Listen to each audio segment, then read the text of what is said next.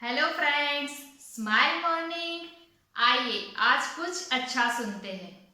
आज बात करते हैं एक जौहरी के बारे में।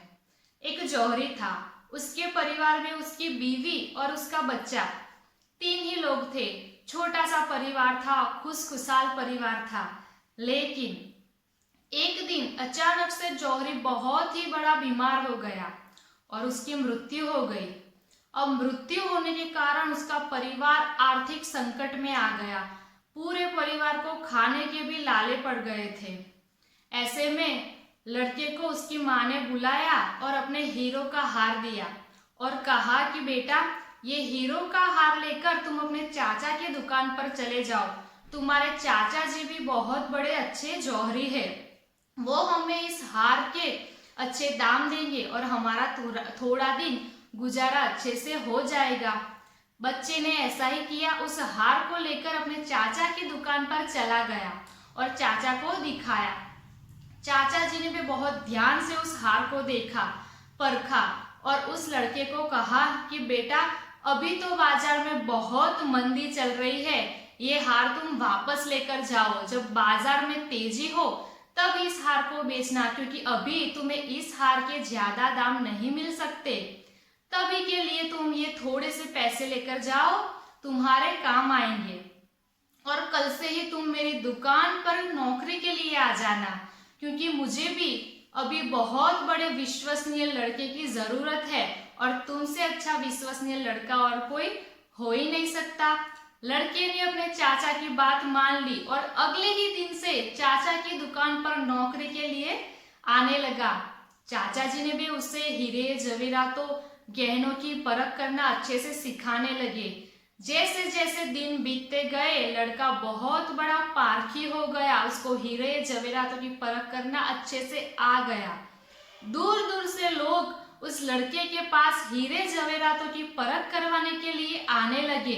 अब काफी समय बीतने के बाद चाचा ने उस लड़के को बुलाया और कहा कि बेटा, अब तुम वो हार लेकर आओ जब तुम पहले मेरे पास बेचने के लिए लेकर आए थे। लड़का तुरंत ही दौड़कर अपने घर गया, अलमारी में से अपनी माता का हीरो का हार निकाला और खुद ही परखने लगा। और हुआ क्या, उसको पता चला कि वो हार तो नकली है। वो तुरंत ही दौड़कर अपने चाचा के पास आया और चाचा को बताया कि चाचा जी, ये हार तो नकली है, तो आपने मुझे उस दिन ही क्यों नहीं बता दिया था कि ये हार तो नकली है और इस हार के मुझे कुछ भी दाम मिलने वाले नहीं है।